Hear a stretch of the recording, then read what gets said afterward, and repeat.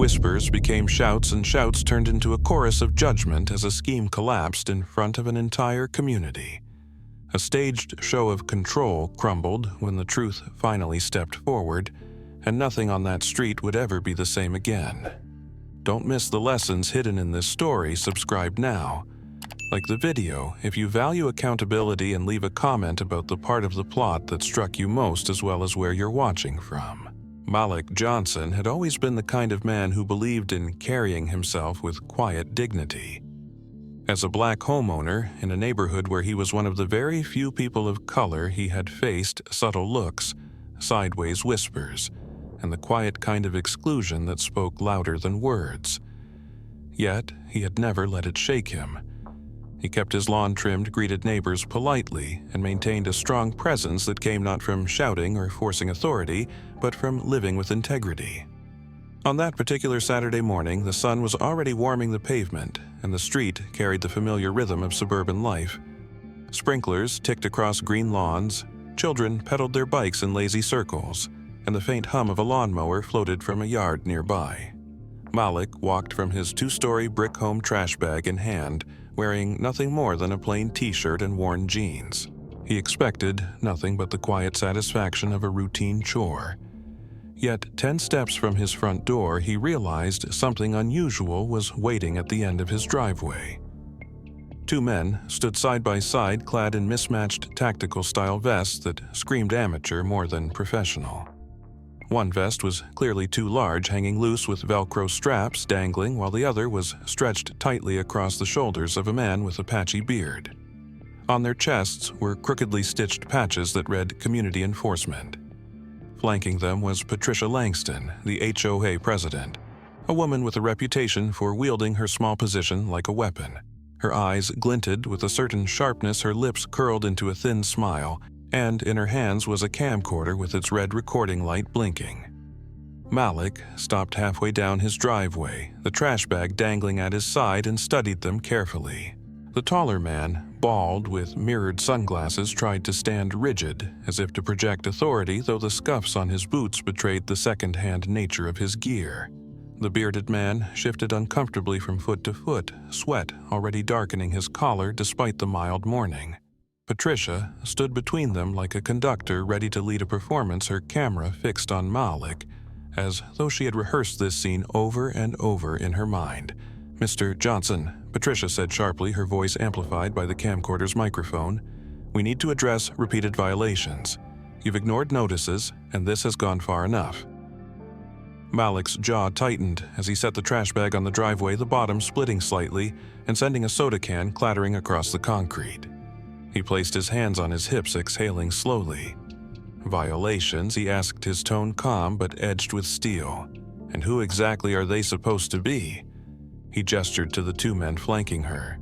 The bald man stepped forward, his mirrored shades hiding his eyes, though the tightness in his jaw revealed more than he realized. "Community enforcement," he said flatly. "We're authorized to detain you until the police arrive." Malik's brow lifted in disbelief, though he managed to keep a smile tugging at the corner of his mouth. Patricia tilted her chin upward with satisfaction, adding, "You've undermined the rules of this community long enough. These men are here to make sure you finally comply." By now, the quiet normalcy of the street had shifted. Curtains rippled, blinds tilted, and neighbors began peering out. Phones appeared at windows, lenses aimed carefully at the unfolding drama. A teenager across the street whispered to a friend, "Yo, she's recording him like it's a TV show," his phone already streaming the encounter live. Malik let the silence stretch for a moment. His presence, calm yet firm, contrasted sharply with their stiff posturing. Inside, his mind was working quickly. He knew this was more than an HOA dispute, it was theater.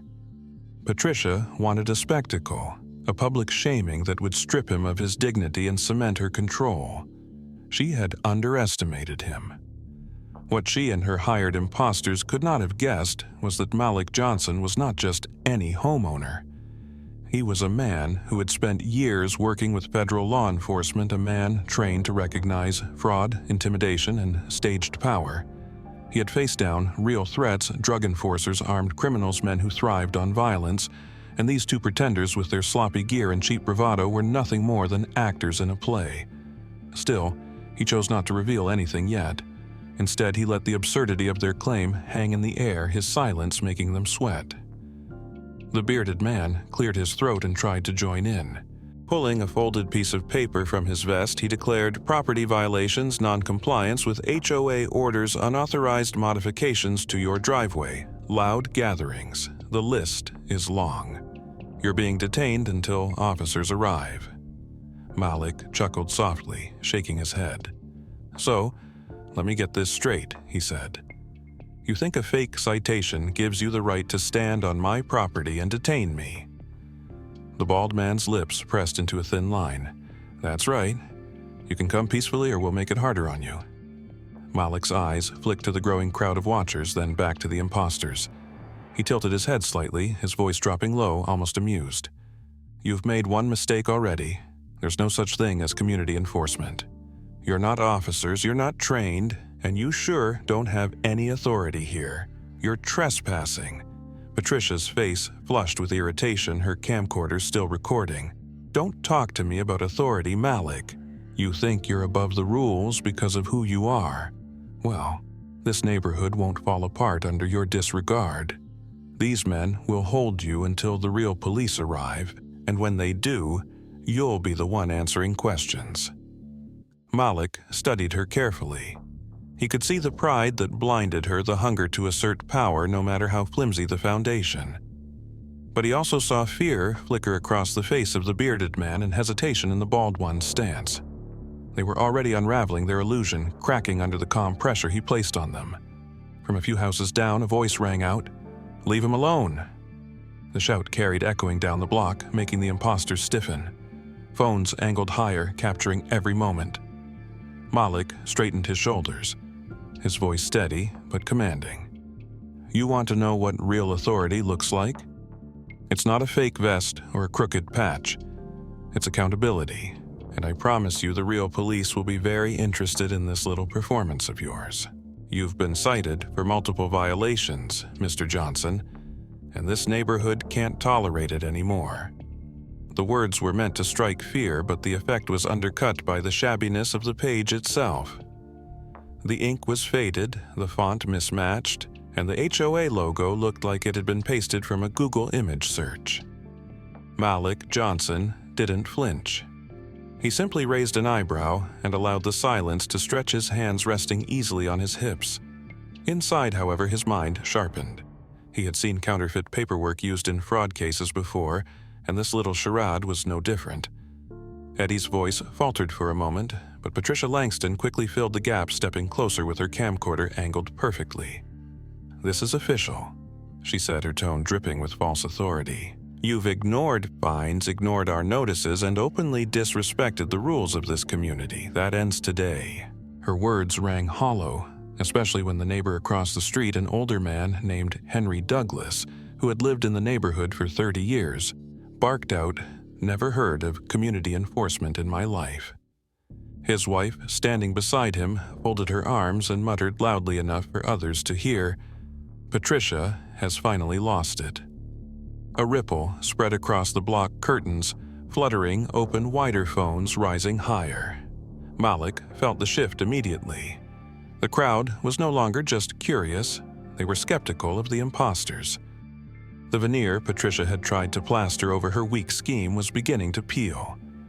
Malik leaned forward slightly, his eyes locked on Eddie's, his tone calm but carrying. "Tell me something," he said. "What's your badge number? What training academy did you graduate from, better yet? What law gives you the right to walk onto my property with a piece of paper that looks like it came off a printer at the public library?" Eddie's mouth opened and closed, but no sound came out. The bearded man, Sean Miller, shuffled his feet nervously and avoided eye contact. Patricia, however, pressed on, unwilling to let her plan collapse so easily. "Don't listen to them," she snapped, waving her camera toward the neighbors who had spoken up. "They don't know the rules like I do. This neighborhood needs order, and Malik Johnson has been breaking it at every turn. These men are authorized by the HOA board to enforce compliance." The claim sounded desperate even to her own ears, and Malik seized the moment. His lips curved into a thin smile, his voice carrying enough weight for the watching neighbors to hear. "Authorized by the board, Patricia, you brought 2 men in bargain bin vests onto my driveway armed with nothing but a fake citation and a camera. Do you really expect anyone here to believe that's how the law works?" Sean looked down at his vest as if only now realizing how ridiculous he appeared. Eddie's jaw tightened, his pride keeping him rooted, but Malik could see the flicker of doubt in his mirrored shades. A teenager across the street called out, "Yo, Mr. Johnson, I'm streaming this live, everyone's watching." The comment made Eddie snap his head toward the boy, but Malik quickly shifted his body, placing himself between the imposter and the teen, his posture protective yet calm. The neighbors murmured louder, sensing the imbalance of power tipping. Patricia raised her voice, her frustration cracking through. "Enough. You don't make the rules here, Malik. We do. And if you don't respect the process, then maybe you don't belong in this neighborhood at all." The words hung in the air like a spark threatening to ignite something larger. Malik's eyes narrowed, his voice steady but sharp. "Careful how you finish that sentence, Patricia. Because what you're doing right now isn't about rules. It's about control. And there's a difference." The neighbors heard it clearly, the distinction striking deeper than Patricia anticipated. Murmurs of agreement rippled across the street. Henry Douglas nodded firmly, his wife whispering, "He's right." Phones zoomed closer, recording every twitch of Patricia's jaw, every bead of sweat sliding down Eddie's temple. Malik's calm presence made the imposters look smaller, weaker, their bluff unraveling piece by piece. Yet Eddie wasn't ready to retreat. He lifted the crumpled citation higher, his voice louder now, as if volume could cover the cracks in his authority. "This document gives us the right to detain you," he insisted, though his hand shook ever so slightly. Malik took a slow step forward, closing the distance just enough to let his words land with force. "That's not a legal document. That's a piece of paper, and if you try to use it as justification for restraint, you're not just trespassing, you're committing a crime. Impersonating law enforcement carries real consequences." The weight of his statement pressed down on the imposters, but Patricia tried once more to steer the moment. She pointed the camcorder directly at Malik's face, her voice shrill. "You can posture all you want, but the record will show you refused lawful orders. This footage will prove everything." Malik met the camera's lens with unflinching steadiness. "No, Patricia. What this footage will show is you bringing imposters onto private property, attempting to stage an arrest that has no basis in law. And when the real authorities see it, they won't be asking me questions, they'll be asking you." Across the street, Henry let out a bark of laughter, and others joined in, their voices swelling into open opposition. "She's finished," someone muttered. "This is harassment," another added. Patricia's face flushed deeper, her lips trembling as she tried to regain footing. The mirrored sunglasses reflected Malik's calm face, but what caught the attention of the neighbors watching was the small object dangling awkwardly from Eddie's belt loop. Instead of a firearm, instead of any kind of professional gear, there hung a cheap plastic walkie-talkie, the kind sold in packs of 2 at flea markets or toy aisles. It swung lightly in the morning air, betraying his attempt at intimidation. The teenager streaming the confrontation whispered into his phone, "Yo, he's got a toy radio," and laughter trickled through the digital audience as the live feed picked up the detail. Malik noticed it too, and his lips twitched in amusement, though he never broke his controlled stance. Patricia Langston, however, noticed the neighbor's focus shift and decided she had to act fast before her charade completely fell apart. She raised her camcorder higher and barked, "This is getting out of hand. I'm calling the police right now." She whipped out her phone, punching the screen with exaggerated urgency, her voice pitched high enough for everyone to hear. "Yes, officers, we need assistance. A resident is resisting lawful orders." To the casual ear, it might have sounded believable, but Malik's trained instincts caught the slip. He tilted his head slightly, listening carefully, and realized she wasn't on the phone with the police at all. The line was open to Sean Miller, the nervous, bearded man already standing beside her. Malik smirked as Patricia muttered stage directions into the receiver. "Stay still, make it look real, he has to believe it." Sean's eyes flicked to hers in panic, clearly caught off guard that she had exposed their sham so openly. Malik's voice cut through the charade like a blade. "You're not calling the police, Patricia. You're feeding lines to your accomplice. You can stop the performance now. Everyone here hears it." Neighbors murmured louder, recording angles shifting closer. Henry Douglas shouted from across the street, "You lying through your teeth, Patricia. We know a fake call when we hear one." Patricia's face flushed crimson, her grip tightening on the camcorder as she snapped, "This is none of your concern, Henry. This is about Malik disobeying rules." But the credibility she had clung to was evaporating like mist under the Texas sun. Malik took a slow step forward, steady and deliberate, his voice calm yet commanding. "If this were real, if you truly had authority, you wouldn't need costumes, fake paperwork, and toy radios. You certainly wouldn't need to pretend to call the police when everyone can see exactly who you're talking to." Eddie stiffened, trying to salvage the illusion of power. "Stop talking and come with us, Johnson," he ordered, his voice cracking slightly under the weight of the moment. "You're making this harder than it has to be." Malik's gaze sharpened, his tone low. "Harder for whom? Because from where I'm standing, the only thing getting harder is your ability to keep up this lie."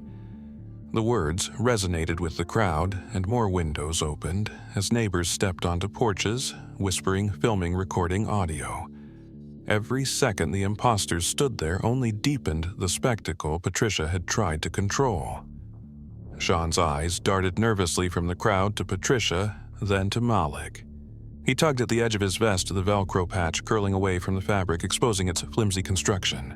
His lips parted, but before he could speak, Patricia cut in with renewed desperation. "Don't listen to him. He's manipulating you all. This neighborhood deserves order.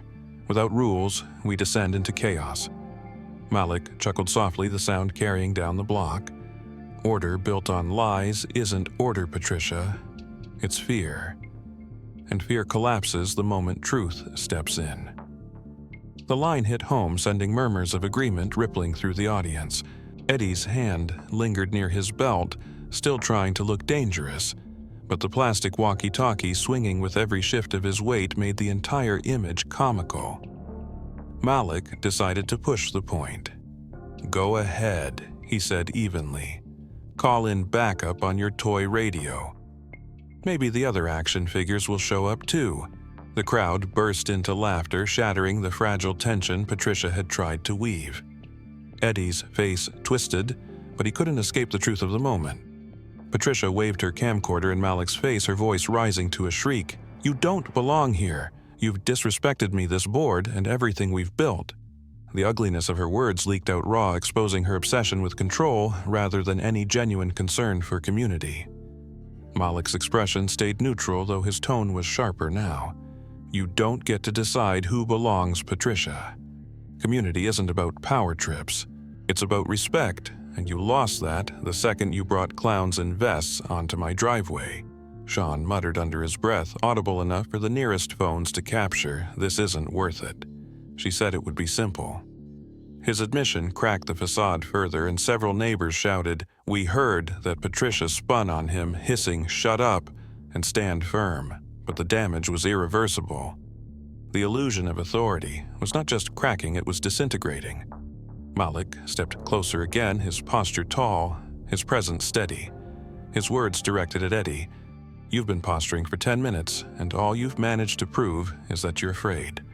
Afraid enough to fake gear, afraid enough to lean on Patricia's lies, afraid enough to bluff with nothing but paper and plastic." Eddie's mirrored shades couldn't hide the flicker of doubt in his eyes. His breathing grew heavier and sweat trickled down his temple. Malik pressed further, his voice calm yet cutting. "I've dealt with real enforcers, Eddie. I've seen men who lived by intimidation, who used violence as their language. You don't even know the rules you're pretending to enforce. Walk away while you still have the chance," Patricia shouted over him, desperate to salvage control. "Don't you dare move, Eddie. You stand your ground. He's trying to scare you." But the truth was obvious to everyone watching. Patricia was losing control, and Eddie and Sean were her unraveling props. Malik straightened his voice, caring for the neighbors as much as the imposters. This is the difference between real and fake authority. Real authority doesn't need props. It doesn't hide behind lies. And right now, the only thing standing in front of you is the truth. The crowd erupted again, their voices rising in agreement. Phones captured the moment, live streams filled with comments siding with Malik. Yet the tension did not lessen. It only spread wider, filling the street like an electric charge. The neighborhood was no longer just watching behind curtains and blinds. People were stepping onto porches, leaning over railings, and holding their phones out openly. The quiet suburban block had transformed into a theater, and Malik stood at the center stage. The imposters stiffened under the growing audience, their false authority thinning with every second. But Patricia still clung to her camcorder, believing that if she recorded long enough, she could control the narrative. She underestimated the voice of the crowd. Down the block, a little black girl clutching her mother's hand tugged gently and asked in a clear, innocent voice, "Mama, why are the police wearing dirty sneakers?" The question carried in the still morning air, bouncing off brick houses, reaching ears that were already skeptical. The neighbors chuckled, the sound low but undeniable, and several phones tilted to capture Eddie's scuffed footwear worn down and stained a far cry from anything official. Eddie's jaw clenched, but he couldn't hide what every camera now confirmed. His cheap disguise had unraveled further, and this time it was punctured not by Malik's cutting words, but by a child's unfiltered honesty. Patricia snapped her head toward the girl's mother, barking, "Keep your child out of this. This is official business." But the reaction was not what she intended. Murmurs of disapproval rolled through the crowd. Parents shook their heads, muttering about Patricia crossing a line, neighbors whispering that if she had to shout at a child to keep her authority intact, she had already lost. Malik stood tall, his gaze sweeping across the watching faces, recognizing the shift. This was no longer just about defending himself. The entire neighborhood was forming a silent jury. Every word, every detail, every misstep by Patricia and her imposters was being weighed and recorded. That was when another voice cut through, stronger and sharper. From 2 houses down, a man named David Miller, a quiet homeowner who rarely spoke, and had once been fined by Patricia for leaving his recycling bin at the curb 5 minutes past the allowed time, stepped onto his porch. His phone was raised high, and his voice rang out their imposters. The declaration struck like a hammer, breaking whatever illusion Patricia still clung to. The neighbors erupted not in chaos, but in murmurs of agreement, nodding heads and louder voices calling for truth. "Yeah, they're fake. Who even gave them those vests? This isn't enforcement, this is harassment." Patricia's composure wavered, her knuckles white on the camcorder as she shouted back, "You don't know what you're talking about, David. You all don't see how dangerous this man is to our community." But her words sounded weak, defensive, and desperate against the growing tide. Malik didn't need to raise his voice. The neighborhood was speaking for him. Still, he seized the moment to drive his point home. He took a deliberate step forward, his voice calm, clear and steady enough to carry. "Do you hear them, Patricia? This isn't control. This isn't leadership. This is chaos, and you created it." The crowd murmured louder, their agreement rippling across lawns and driveways. Eddie shifted uncomfortably, his mirrored sunglasses now fogging from the sweat running down his forehead. Sean fumbled with the Velcro strap on his vest, clearly considering whether to rip it off and walk away. Patricia, however, doubled down, her desperation leaking through every syllable. "Don't be fooled by him," she screeched, her camcorder shaking as she pointed it directly at Malik. "He has no respect for authority. He thinks because of who he is, he can do whatever he wants." The neighbors caught the tone, the edge in her words, and gasps rose from the crowd. They understood what she meant, even if she hadn't said it outright. Malik's eyes narrowed, and for a moment the air froze. He spoke softly, his voice razor-sharp. "Careful how you finish that thought, Patricia." The warning was not loud, but it carried more weight than any shout could have. Patricia faltered, her mouth clamping shut, the realization flickering across her face that she'd almost exposed the ugly undercurrent of her crusade. Phones caught the hesitation, the crack in her mask, and the neighborhood murmured again, some shaking their heads, others whispering that she had revealed more than she intended. Malik turned his attention back to Eddie and Sean, his tone even but firm. "This is over. Everyone here sees the truth. You don't have authority and you don't have power. All you've got left is the chance to walk away quietly."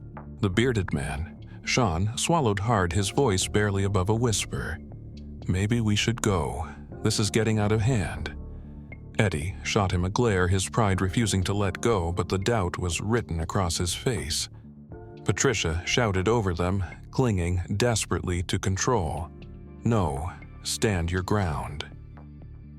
If you walk away now, you prove him right, and this whole neighborhood falls into disorder."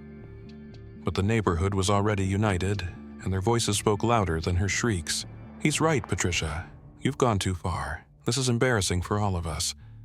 Malik stayed perfectly still, letting the voices grow, his calm presence feeding the tide against Patricia. For years, she had ruled through fear fines and intimidation, but now the block itself was turning against her. What had begun as her attempt to publicly humiliate Malik was transforming into her own public trial.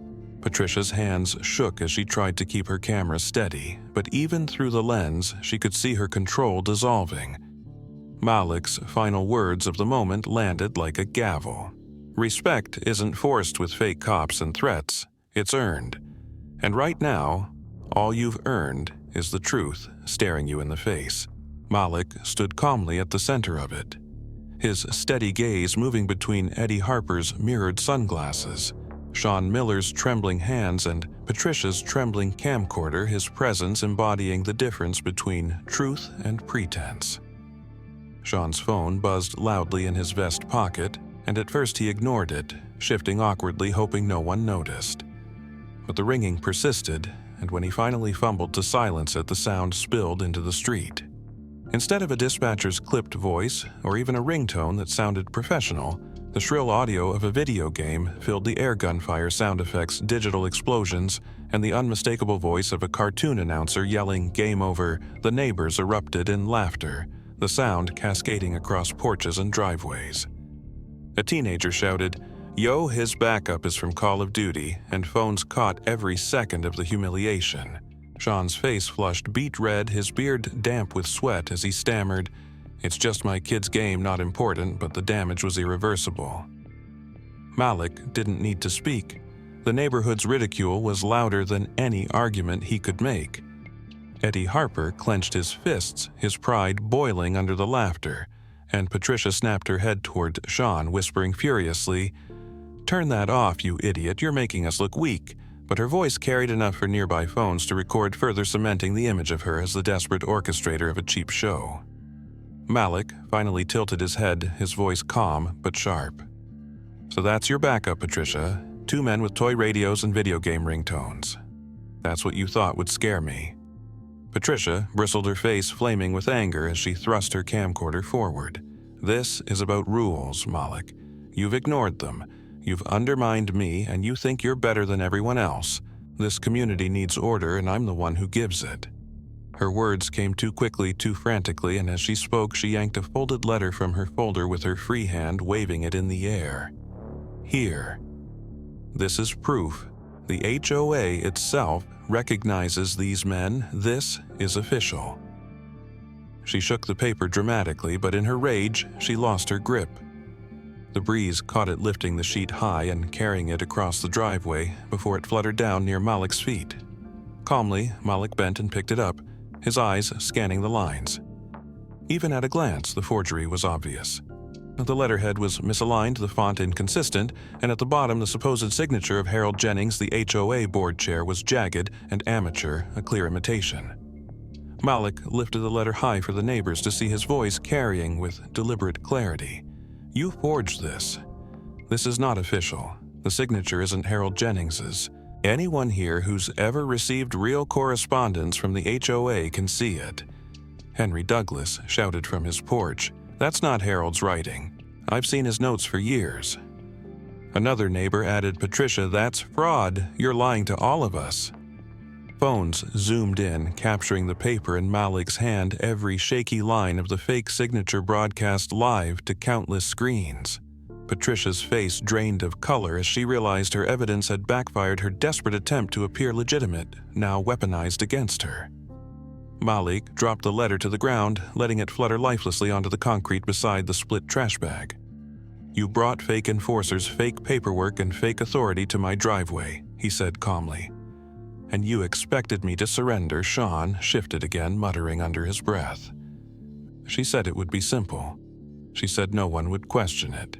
His words carried farther than he intended, caught by microphones and cameras, and the neighbors erupted again.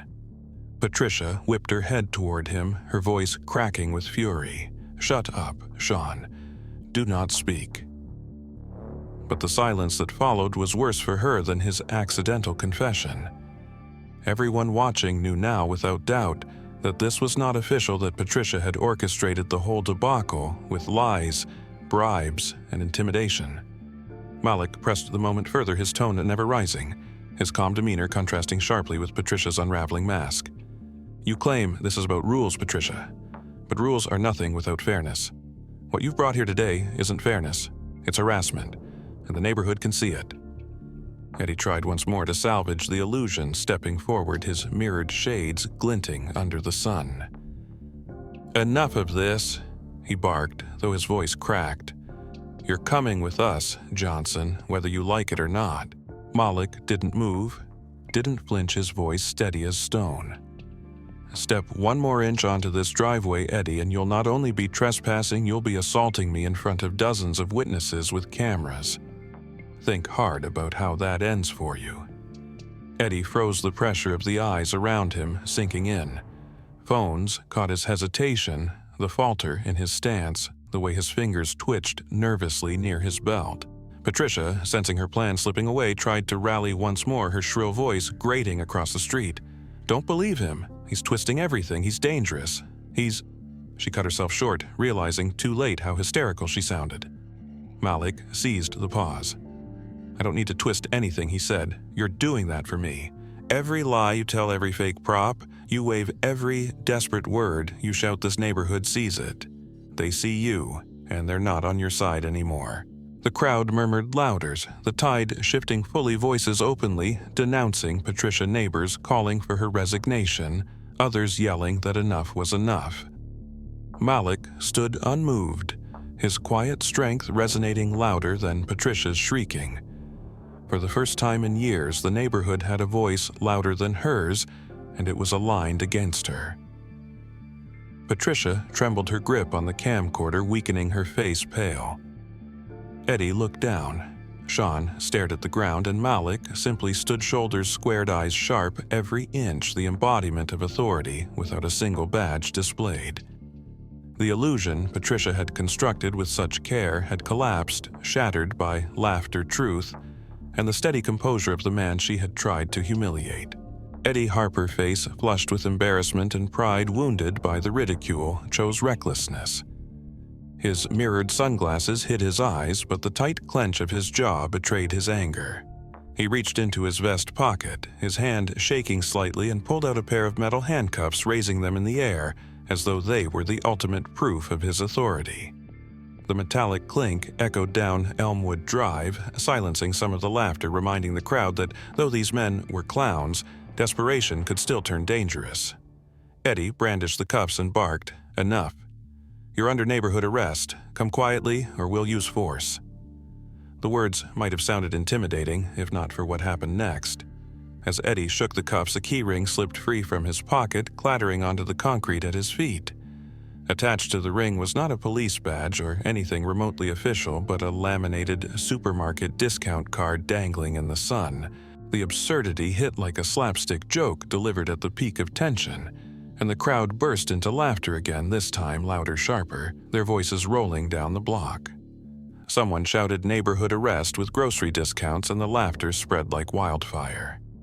Malik didn't laugh, though his eyes gleamed with calm disdain. He let the crowd have their moment, then took one slow step forward, his voice dropping into the calm authority that froze Eddie in place. "Do you know what you're doing right now, Eddie? Do you even know the law you're pretending to enforce? You hold up cuffs as if they give you power, but power doesn't come from props. It comes from the law. So, tell me, cite the statute in the Texas Code that gives you the right to detain me here on my own property." The question landed like a punch Eddie wasn't prepared for. He opened his mouth, closed it, and glanced at Patricia for help. Patricia stammered, "You don't need to answer him. He's twisting things. But her voice faltered when she realized how hollow it sounded against the growing silence of neighbors leaning in to hear the response.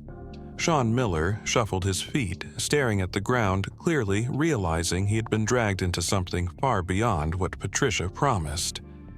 Eddie tried again, his words stumbling. We have authority from the HOA, from the community. We're enforcing neighborhood safety." Malik raised an eyebrow, his tone still calm but slicing through the flimsy excuse. "The HOA doesn't grant arrest powers. You're not police. You're not deputies. You're just two men in borrowed vests with forged papers and fake courage. If you had even a sliver of real authority, you could answer my question. But you can't, because you're lying and every single person here sees it." Phones zoomed closer, capturing Eddie's stammer, Sean's trembling hands, and Patricia's paling face. Henry Douglas shouted from across the street, "Answer him, Eddie, what statute?" Another neighbor chimed in. "Yeah, name the law. If you're real, prove it." Eddie froze his grip on the cuffs, tightening as if the cold steel could compensate for the emptiness of his words. The silence dragged heavy and damning until Malik stepped closer again, his voice steady, almost pitying. "You can't do it. You can't even name one law. Because this isn't about the law, it's about control. And control, built on lies, always cracks the moment truth asks a question."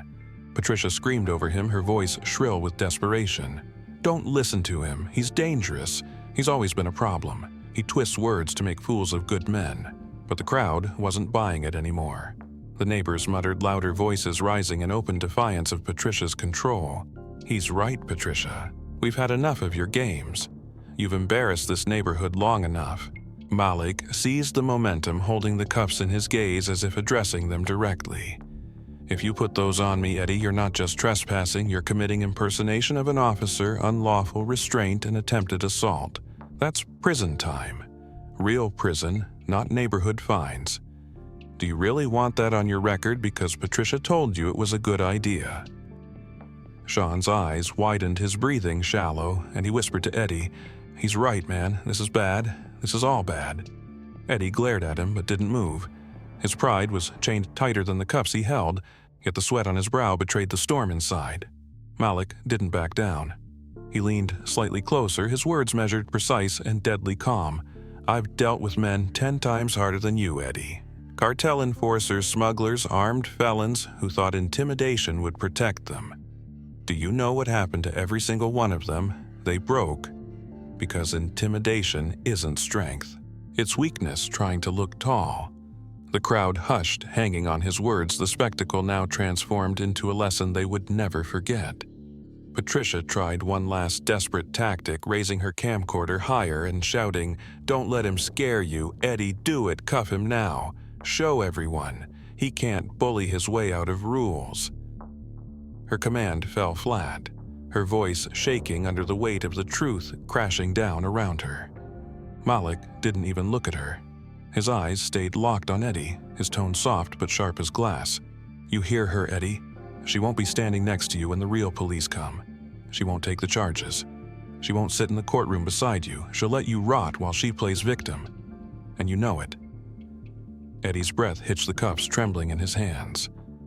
The neighbors caught it, murmuring, whispering, shaking their heads. Malik straightened, raising his voice just enough for everyone to hear. "Authority isn't pretending. Authority isn't forged papers and cheap props. Authority is earned and it's held accountable. And what you've done here is nothing but a crime wrapped in arrogance." Sean Miller, the bearded man, looked as though the ground itself was betraying him. His eyes darting from Malik's calm stare to the neighbor's growing chorus of judgment, to Eddie's trembling fists clutching cuffs that had already been exposed as props of fraud. Sean's chest heaved as sweat beaded down his face, dripping into his beard, and in that moment he knew he had to make a choice between following Patricia deeper into the abyss or pulling himself free. With one shaky hand he reached up, tugging at the Velcro patch that read Community Enforcement. The sound of Velcro ripping tore through the still morning air like thunder, a sharp tearing noise that cut the last thread of their illusion. He ripped the patch clean off his vest and let it fall onto the driveway where it fluttered pathetically to the ground, no more authoritative than a sticker peeled off a child's toy. The neighbors gasped and then erupted, phones zooming in to catch the surrender voices rising with a mixture of shock and vindication. Sean raised his voice, his words breaking under the weight of confession. "She lied to us. Patricia told us we'd get paid in Walmart gift cards to keep things in order around here. She said no one would question it." His eyes flicked toward Malik, almost apologetically, before falling again to the ground. Patricia screamed, her voice breaking with fury. "Shut up, Sean, you fool. Don't say another word." But it was too late. The neighbors had heard him clearly, and the truth spread across the block like fire through dry grass. Henry Douglas shouted from his porch, "You mean to tell me you sold yourself for a gift card scam?" Pathetic laughter, anger, and disgust blended together as voices joined in condemnation. The fragile thread Patricia had held snapped completely. Malik remained steady, his eyes locked on Sean, his tone calm yet firm. "At least you finally told the truth. That's more than Patricia has done all morning. You've been used, Sean. She played you for a fool, and now the whole neighborhood knows it." Sean nodded weakly, his shoulders slumping as if the weight of the vest had doubled with shame. He muttered, "I didn't sign up for this mess. She said it was just about showing him his place." The words struck deeper than he realized, exposing Patricia's true intent without any filter, and the crowd hissed and muttered louder, their outrage mounting. Patricia tried again to shout them down, her shrill voice cutting through the murmurs. "He's twisting everything. Malik has been undermining this community for years. This was about restoring order." But before her words could settle, a strong voice rose from across the street. It belonged to Mr. Isaiah Thompson, an elderly black veteran who had lived in the neighborhood longer than most of the younger families combined. He stepped out onto his porch, his back straight, despite the cane in his hand, his deep voice commanding instant respect. "I wore a real badge," he thundered, his words booming across Elmwood Drive. "I served this country. I enforced the law with honor, and I know the difference between justice and a circus. You two standing there in those fake vests are criminals, not officers." The crowd erupted, cheering, clapping, shouting their agreement. Some neighbors raised their fist in solidarity. Others yelled that enough was enough, their voices drowning Patricia's desperate protests. Phones recorded Mr. Thompson's declaration, broadcasting it live to countless screens, his authority as a veteran carrying more weight than anything Patricia could muster. Malik inclined his head respectfully toward the older man, his voice calm but resonant. "Thank you, sir. This neighborhood needed to hear that from someone who knows what real authority is." Patricia shouted wildly, "You don't speak for everyone, Isaiah. You've always resented me. You've always been against me." But her words sounded petty, whiny, even childish in the face of his gravitas. Isaiah thumped his cane against the porch, the sharp sound punctuating his words. "No, Patricia. You've been against the people who live here, the very people you claim to protect. And now you're exposed. We don't need your lies. We need truth, respect, and real leadership." His words landed like a verdict, and the neighbors cheered again, their support undeniable. Malik took a step closer to Eddie, who still clutched the cuffs but no longer had the strength to lift them. His voice was quiet but cutting the kind of tone that sliced deeper than shouting ever could. "You hear that Eddie-even veterans who've lived their lives by the law see through you. This is over. Drop the cuffs before you ruin your life completely." Eddie's grip loosened his pride, fighting against the reality that pressed down on him from all sides. His lips parted, but no words came. Malik turned his gaze back to Patricia, his expression unreadable, but his words sharp enough to pierce her pride. "You wanted to humiliate me in front of this neighborhood. Instead, you've humiliated yourself. You thought you could control the narrative with a camcorder and a couple of desperate men, but what you failed to understand is that truth doesn't bow to lies. And now your own recruits are abandoning you. Your neighbors are condemning you, and your control is gone." Patricia shook her head violently, screaming into her camera. "Don't listen to him. This is propaganda. He's manipulating all of you." But the crowd booed her openly, their voices drowning out her protests. Someone shouted, "Turn off the camera." "Patricia, nobody's buying it," another yelled. "We've got our own recordings, yours means nothing." The balance of power had shifted so completely that Patricia's words sounded like nothing more than noise. Malik let the silence return for a moment, his calm presence filling the void where her shrieks had failed. His voice carried across the block, steady and deliberate. This was never about rules. It was never about order. It was about control, and control based on fear always collapses. Today, it collapsed in front of every single witness here. His hand still clutched the metal cuffs, his jaw tight, sweat rolling down his temple, and though his partner had already broken and Patricia's authority was crumbling like ash, Eddie refused to bow. Malik Johnson stood in front of him steady and unshaken, a man who had dismantled everything Eddie had tried to project without lifting a finger. To Eddie, that calmness felt like an insult, like a mirror reflecting his weakness back at him, and in that flash of rage, he made the worst decision of his life. He lunged, his boots scraped against the concrete, his body surging forward with the cuffs raised as if he could salvage his dignity by forcing them onto Malik's wrists. The crowd gasped collectively, phones shooting higher into the air, mothers pulling their children back from the curb. Patricia's shriek cut through the noise. "Yes, do it," but the words barely registered because what happened next unfolded faster than the human eye could follow. Malik's training kicked in with fluid precision born of years confronting far greater threats than Eddie Harper. He shifted his stance, sidestepped the clumsy lunge, and seized Eddie's arm in one clean motion. The cuffs clattered in Eddie's own grip as Malik twisted his wrist behind his back, applying just enough pressure to immobilize without causing unnecessary harm. The entire maneuver took less than 3 seconds. The neighbors saw not a brawl, but a demonstration of calm control. Eddie dropped to one knee, his face contorted with shock and disbelief, and in a poetic turn of irony, the cuffs he had tried to use against Malik now clicked firmly around his own wrists. The metallic snap echoed through the block like a gavel striking in a courtroom decisive and final. The crowd erupted, some cheering, some shouting in astonishment, others murmuring that they had never seen anything so swift, so precise. Patricia's face went pale, her camcorder shaking violently as the scene she had tried to script turned into her worst nightmare. "What are you doing?" she screamed, her voice breaking. "You can't arrest him. You have no right." Malik straightened, still holding Eddie steady with one hand, and with his other he reached into his pocket. His voice was calm, his tone professional, carrying the weight of authority that needed no shouting. "You're right, Patricia. I don't have the right to arrest him as a neighbor, but I do have the right to detain him as a federal agent when he commits a crime in my presence." With that, he pulled out a worn leather wallet, flipped it open, and raised it high enough for every phone and every neighbor to see. The gold badge gleamed in the Texas sun, unmistakable in its shine and authority.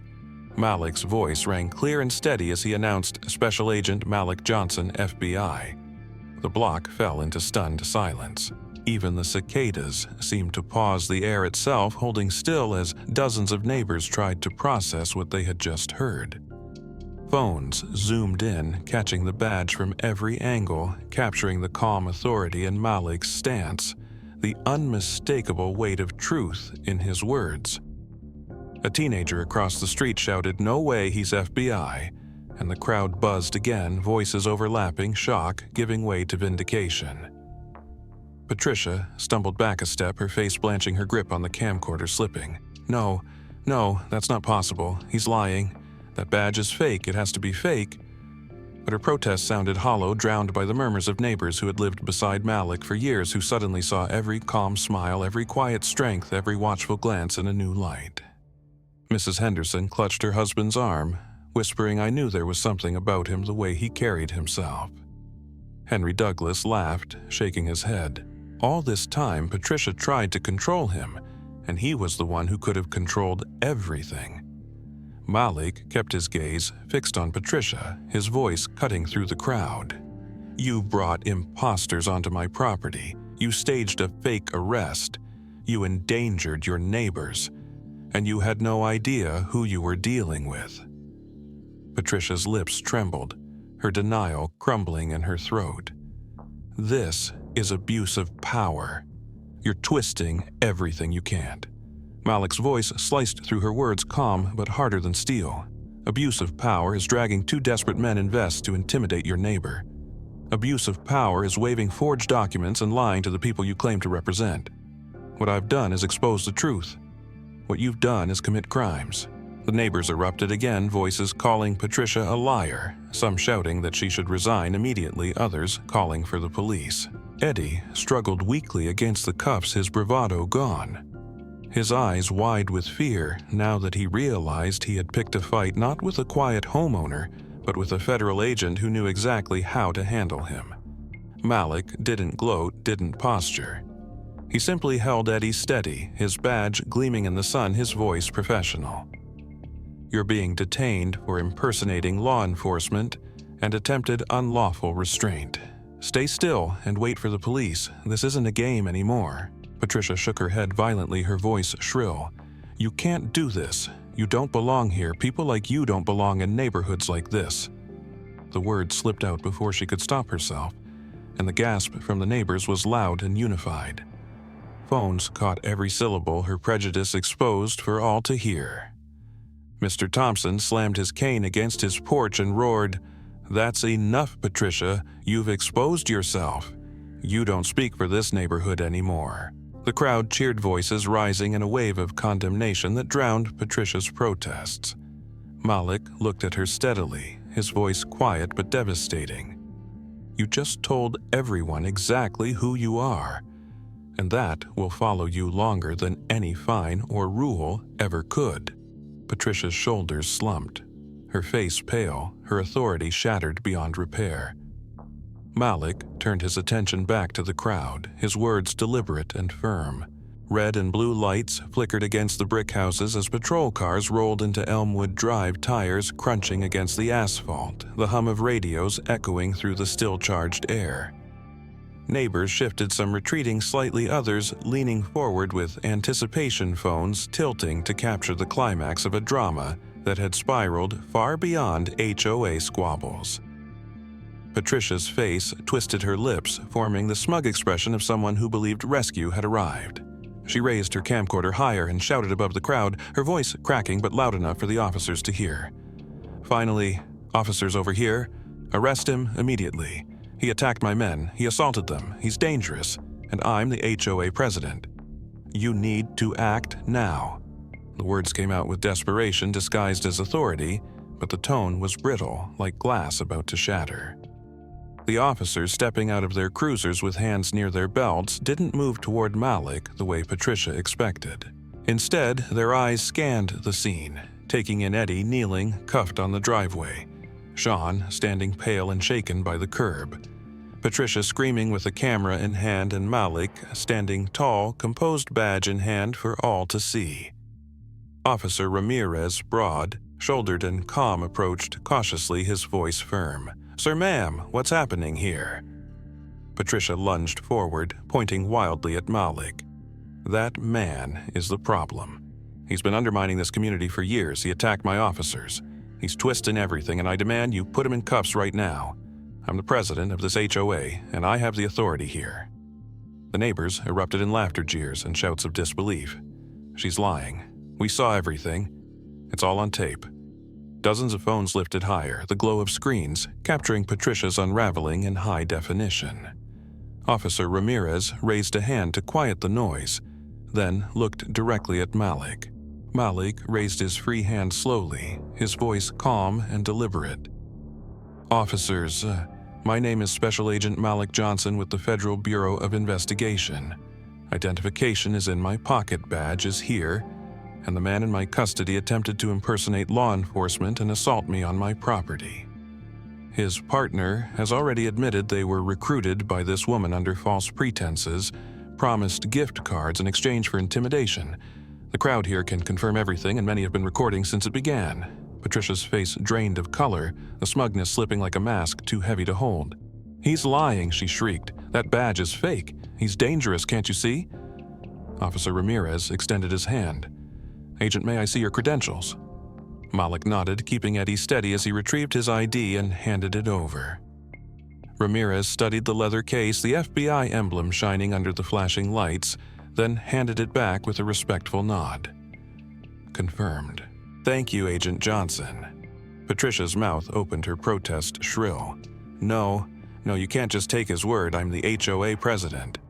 But she stopped when Officer Green, younger but sharp-eyed, stepped closer and cut her off. "Ma'am, your title doesn't give you authority to stage arrests, impersonate officers, or authorize civilians to detain neighbors.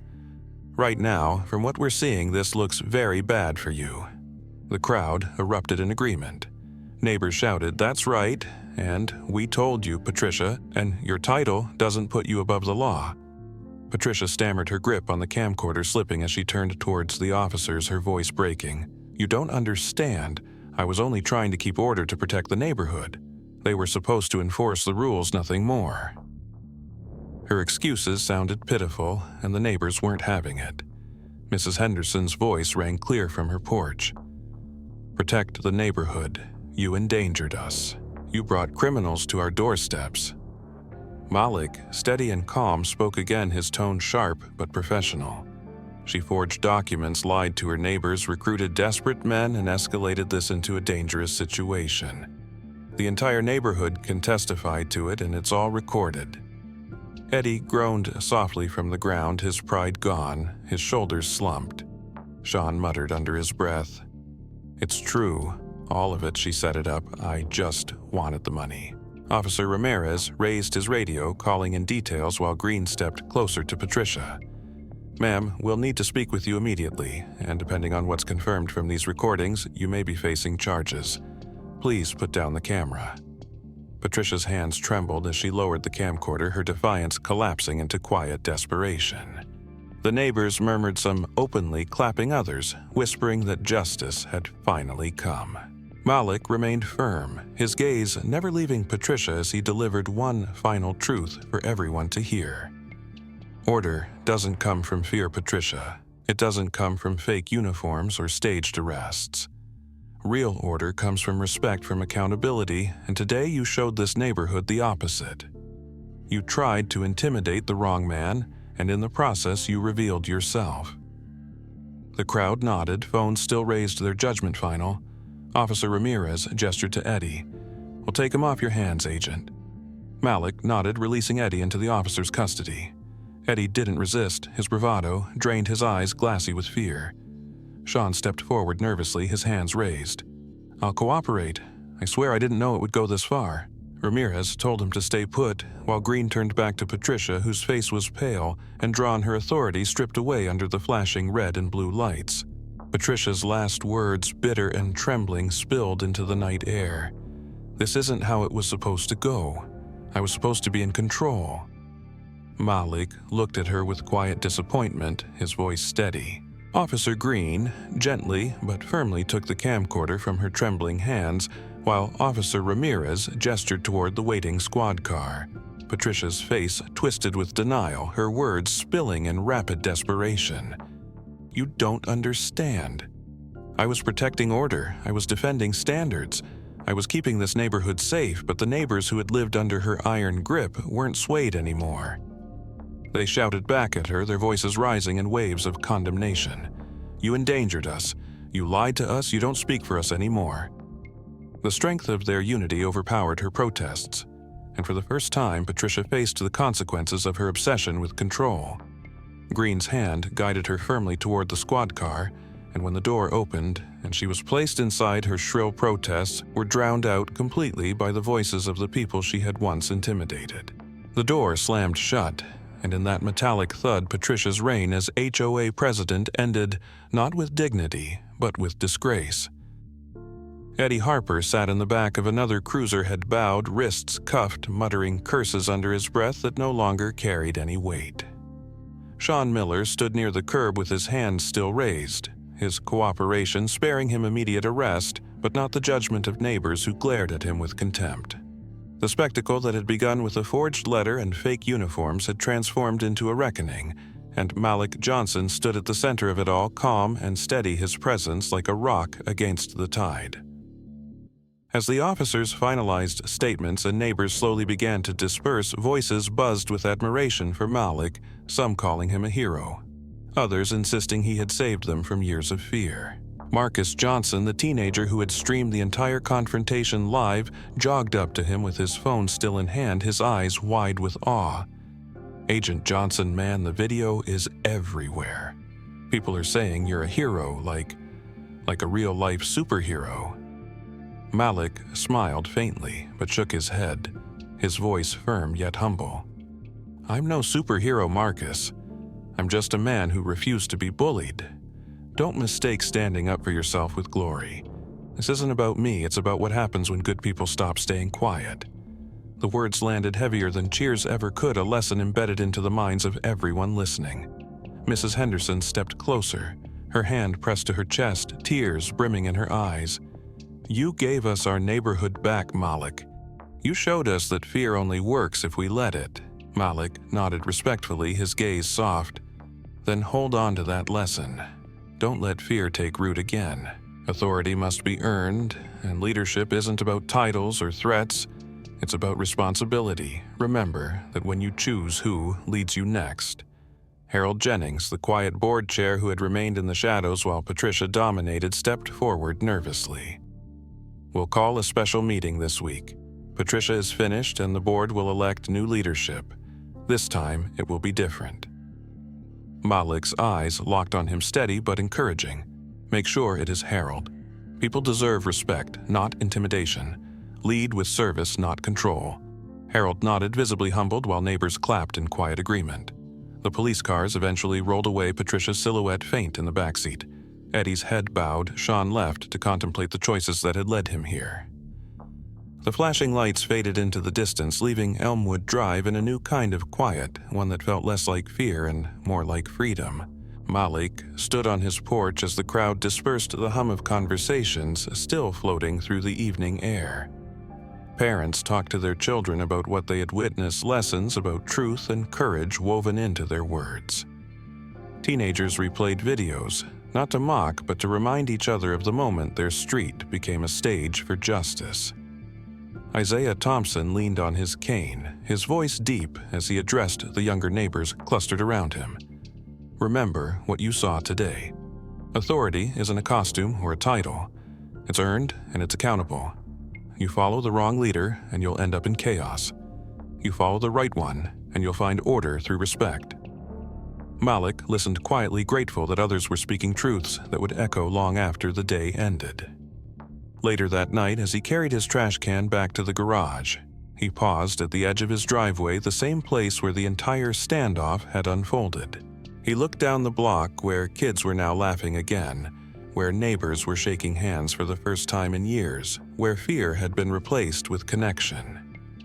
He whispered softly, almost to himself, "The truth always comes to light." The next weekend, the neighborhood gathered in the park, families sitting on folding chairs, children playing nearby. The board announced Patricia's removal and elected new leadership, this time promising transparency and collaboration. Harold spoke briefly, but it was Malik who the neighbors wanted to hear.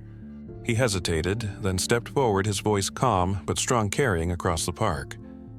"What happened on Elmwood Drive wasn't about me or my badge. It was about a truth we forget too easily.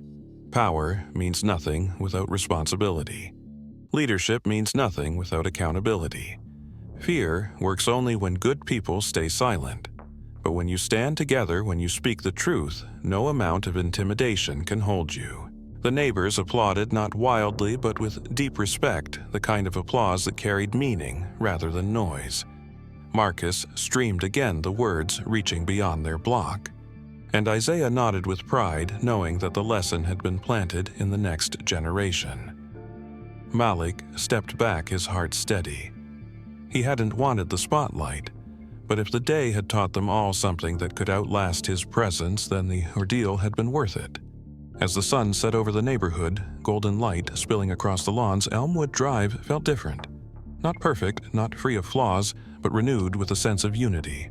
Patricia's reign of intimidation was gone, and in its place stood a community that had learned the cost of silence and the value of truth.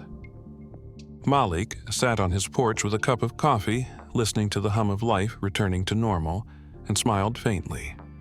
He hadn't asked to become the lesson, but he was content knowing that, for once, the lesson had taken root. Thanks for staying with this story until the end. If you found the twist powerful and the message meaningful, make sure to subscribe to the channel so you don't miss the next one.